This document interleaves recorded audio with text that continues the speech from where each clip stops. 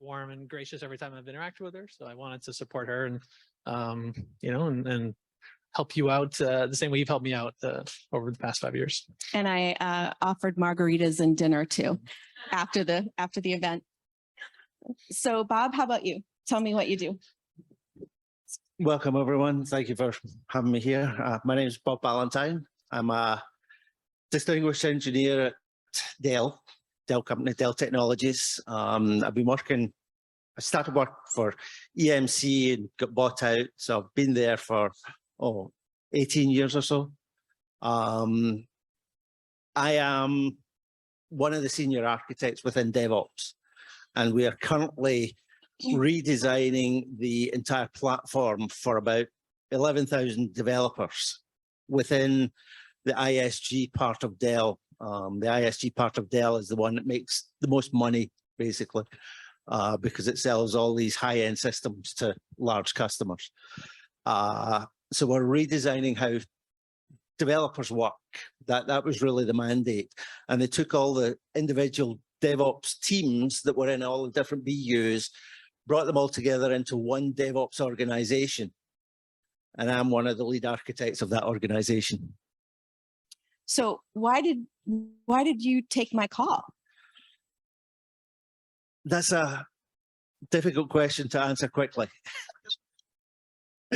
Like Pete said, I want to give back to you. That was easy. My wife says I've got to get out and socialize more. Just kidding, just kidding. No, seriously. The pandemic has taken its toll. Coming to events like this is a great opportunity to meet other people. It's a great opportunity to sharpen the message that I've got, as well as to hear other people's opinions. And I value that. It's always a two-way exchange. And as I've progressed up the ladder, it's something that's become more and more important that I'll be able to do this. And so any opportunity to help me get better is welcome. So we're going to play a quick little game, and I want to encourage all of you to play too. It's going to be rapid fire. Okay. So just, you can yell out, I'm going to do either or, a word and another word. And I just want you to yell out your preference. Okay. Ready? Coke or Pepsi? Wow. How about you? Yeah, you're going to play too. Coke. Neither. Oh.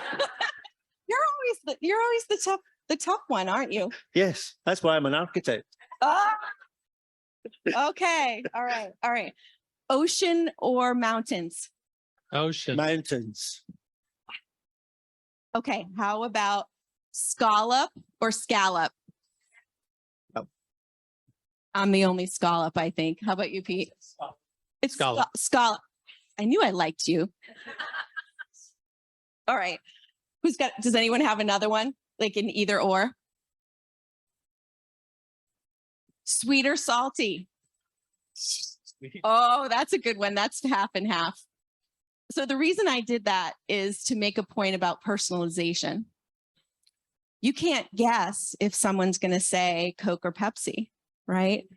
So how do you know when you're talking to your customers what's going to resonate with them, why they would want to engage with you, unless you ask them? And so ask them, right? Ask them Coke or Pepsi. What is meaningful to you? On the call on Friday, you shared something with me about the career path to distinguished engineer at Dell. Can you share that story with the group? So one of the things that I value at Dell is the continuous education and the separation of career paths between management and individual contributors. As an architect, I'm naturally an individual contributor. And without this extra thing at Dell, I'd be stuck going to a certain level and I wouldn't be able to get any further. There's a lot of the big companies now are recognizing that they need to give a career path to the people that they want to keep in order to retain them. And within Dell, we have this organization called the Technical Leadership Community that extends the career path for the individual contributor.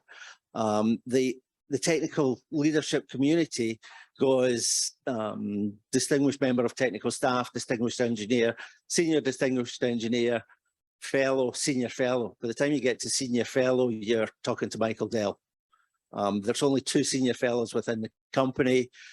You get all the benefits of high executives and all the rest of it. But the expectation there is really, it shows you the career path, because down at the lower end, that's when you've got to get used to talking to other people, spreading the message about Dell, getting yourself known, making your own brand. By the time you get up to fellow and senior fellow, you should be talking at conferences, at shows, probably more than you're in the office. You should have a name that's recognized outside of Dell. You're really promoting Dell itself, and you should be able to talk to any customers. And so that is how you expand yourself. It really is about taking your message and getting it across to people. And that's what's rewarding about it. It's not so much the advancement. It's not about more money or anything like that. It's how you are influencing more people, how you're getting your message out. And I tell that I've got to mentor people and all the rest of it. And I tell that to them. They're the ones that are frustrated because they're not getting the message out. But once you get them into the TLC and they start to realize how to get the message out, and you teach them that, and now they start to blossom, and it is a really good thing. And by the way, it's also, as I said, happening in other companies. And so there's now starting to be that reciprocal with like Microsoft, CloudBees and the like. So sorry, didn't mean to rant on. No, that's great. So Pete, I know being on our customer advisory board was really important to you.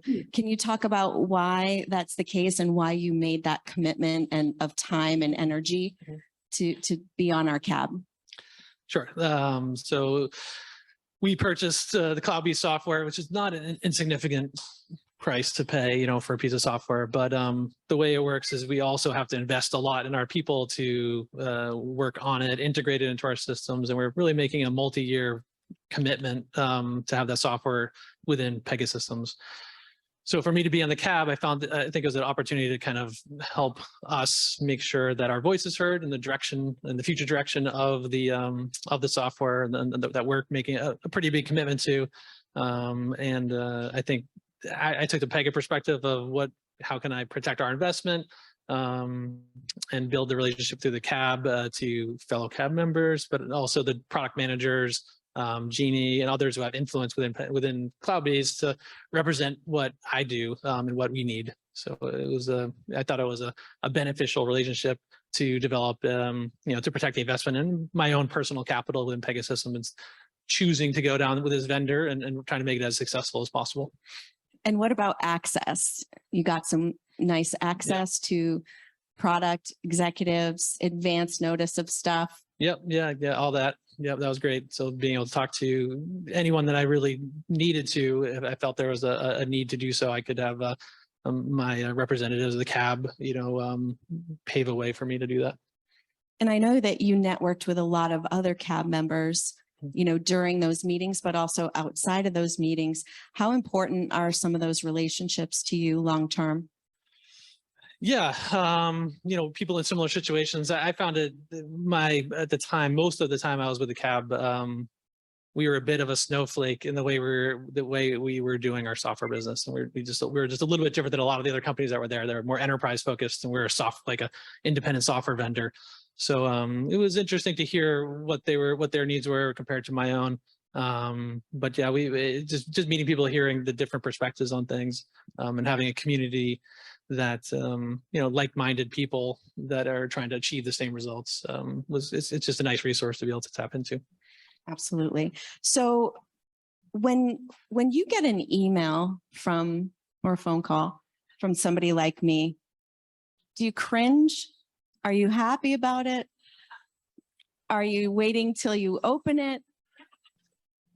Yeah, from you, it's you. I'm not worried. I think we talked about this a bit as well, that a lot of times with my vendors, it feels like a sales call, or like this, the vendor wants to sell more. With CloudBees and yourself with the CAB program, it really wasn't. It didn't feel salesy. it felt like we're trying to build something better together. I'm trying to help show them what I need. They're trying to help deliver that.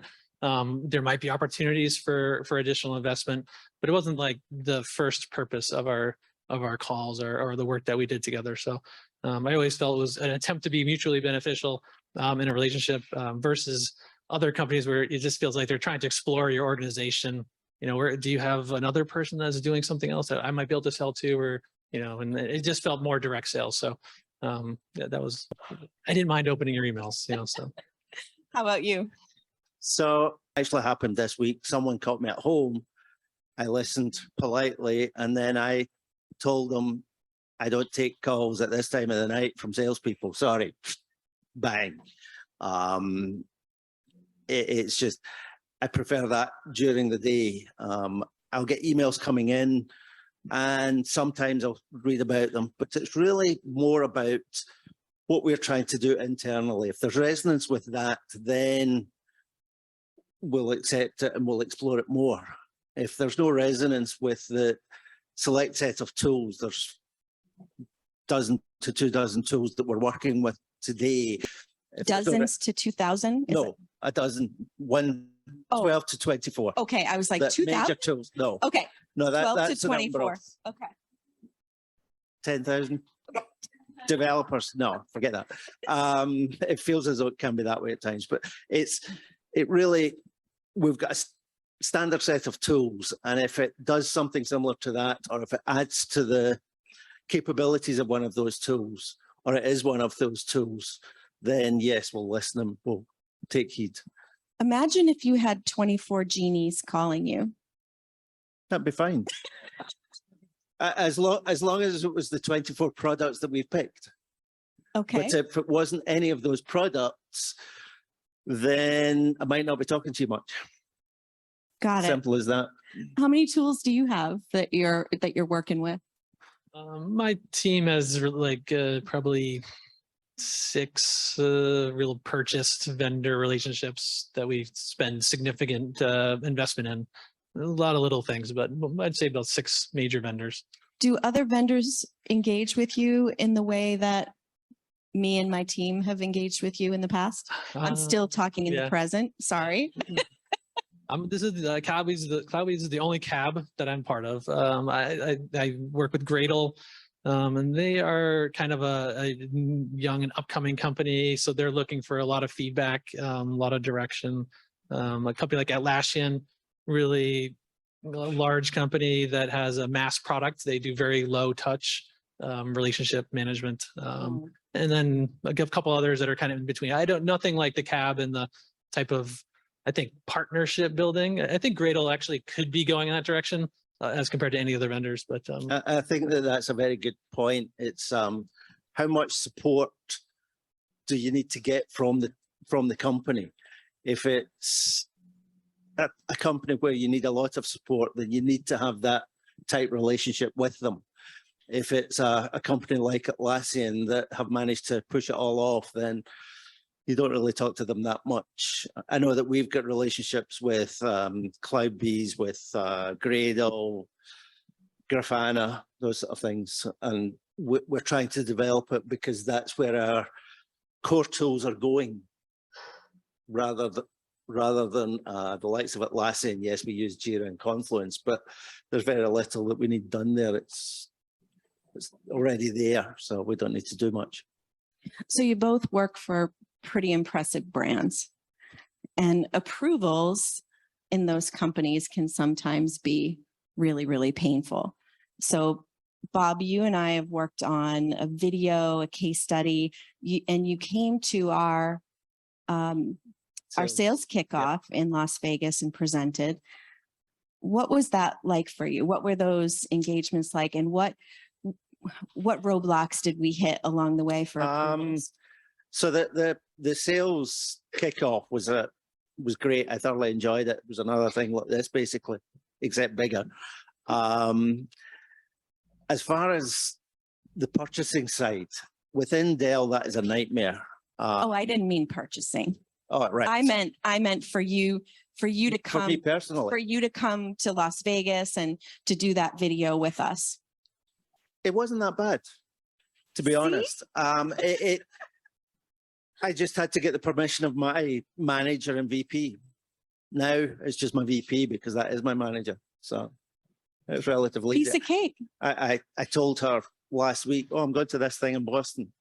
Oh, that was it. So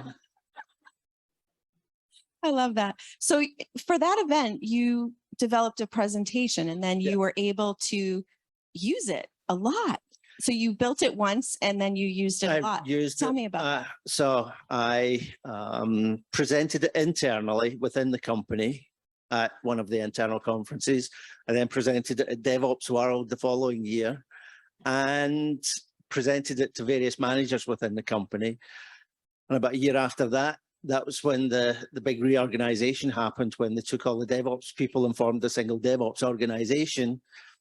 And they asked me to be one of the lead architects because that's the vision that we're following now. It's not purely my vision. It's coincidence that my vision is the same as where we're going. The other people that I work with, the team that I work with, we have two architects, myself and one other, and an architect above us. We all think the same way and it's the same vision. The rest of the managers, they're all on board with the same vision and they're pushing the same way. So we've got a tight team that is pushing this thing forward. And for me to be working on the very ideas that I was trying to promote 4 years ago, 5 years ago, is just a dream come true.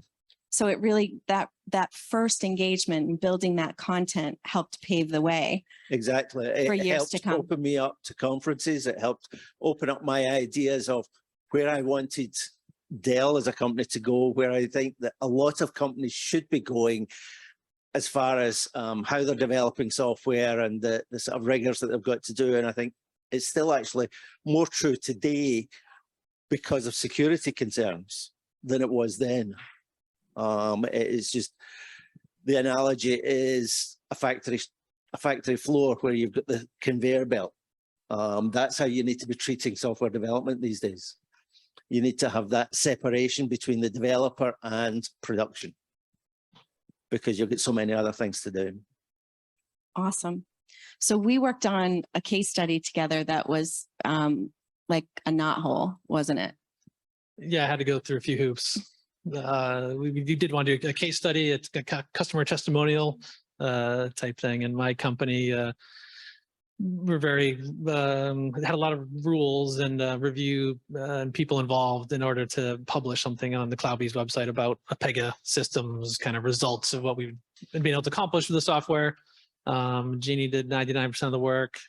I just had to find the people internally a bit, and I think you had a contact inside Pega system, which helped as well. So it was a bit of a battle.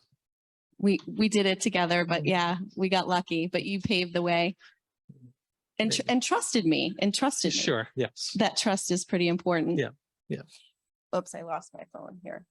All right, so let's see. I want to open it up to the group for questions, and then just one other thing I want to say about the last question you asked me regarding how easy it is for me to do things like this. And I said, it's very easy. The relationship that I have with Dell, when I'm at something like this, I am representing Dell, but I'm not speaking for Dell. And it's just remembering that difference. Anything I say is my opinions. It's not Dell's policy or anything like that. But I still represent Dell at something like this. So that's what makes it easy for me to come to things like this and to be able to speak. Easier to say yes. Yeah, that's great. Do we have questions from the audience? Yes. She held my hand during the first camera session. I had never been in a camera session. And there I am, sat in a stool. Jeanne's over there prompting me. Someone else is asking me questions on the camera, and there's a cameraman. And I think the camera broke down at one point. And Jeanne's really there just holding my hand through it all and getting the work done. And it was just, that was one of the great experiences. I had never done anything like that. Before I had met Jeanne, it was the normal sales channel for CloudBees that I'd been working through. And it was them that sort of brought me to Las Vegas, and that's when I met Jeanne. I'd say Jeanne was offering me something that I wanted to take advantage of, which was the cab. And even the testimonial I thought would be a positive thing for Pega Systems, who has kind of dabbles adjacent to what CloudBees does at times. So I thought that's something you're offering something I would like to take advantage of. And I think that was a easy way to start our relationship. I remember talking about the document, the case study, as well as something that you could share with your internal team to help celebrate them a bit. That's right. Yeah. Yeah, that's true. So we have a lot of people that work for me, and it takes time and effort, and having a little bit of public exposure, recognition of what we do is not typical. So it's nice to get a little bit of that. So I think in a nutshell, right, something, it was personalized to something that was seen as valuable to them. Okay, other questions from the group? Yes.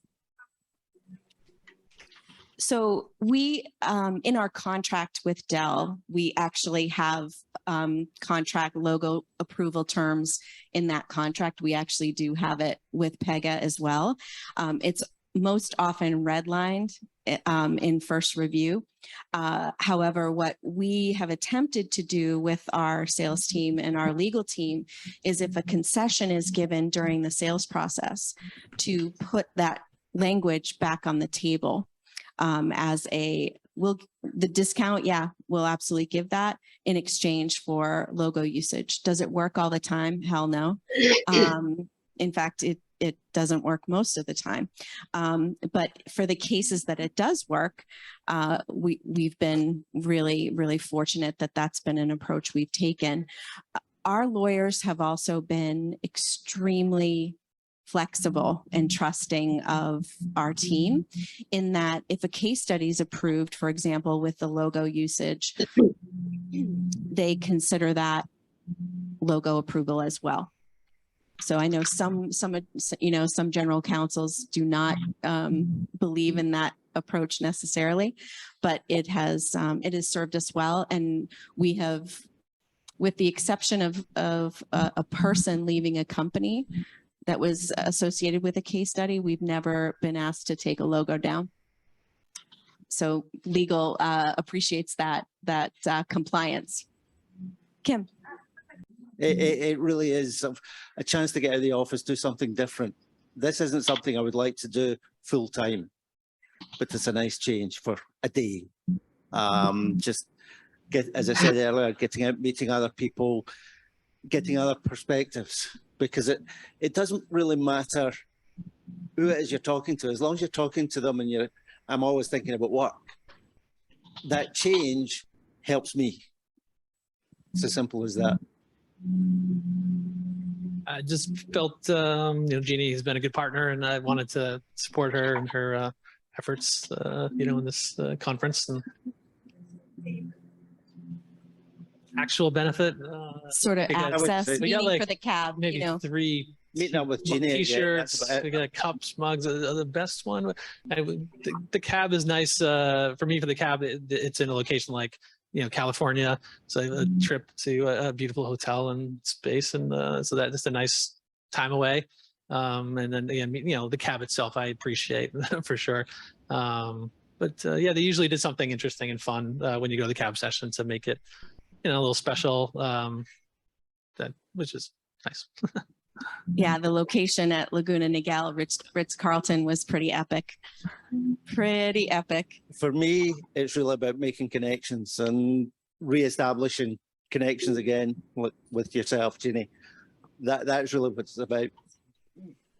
So one piece of advice that you would give to my peers here who do what I do, what's one piece of advice you might share with them? Because you're going to have 60 or so Jeannies calling you. I'm kidding. I think Jeanne did a great job with persistence, offering me something, but particularly like starting with the customer testimonial. She did literally 99% of the effort, and it was great. I knew she really wanted it. We worked with my lawyers within Pega directly.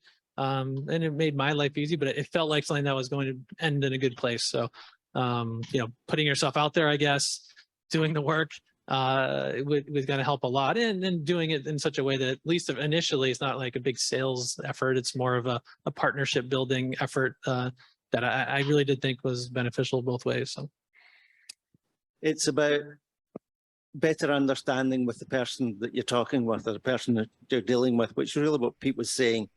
Once you can get that connection and you can understand their needs or where they're trying to go or what they're trying to do, what's important to them, it makes the conversation so much easier. It's getting that connection established that's important, and then you can develop the sales pitch if needed, or it'll likely develop itself. That's why I'm here. Well, thank you both for being here. And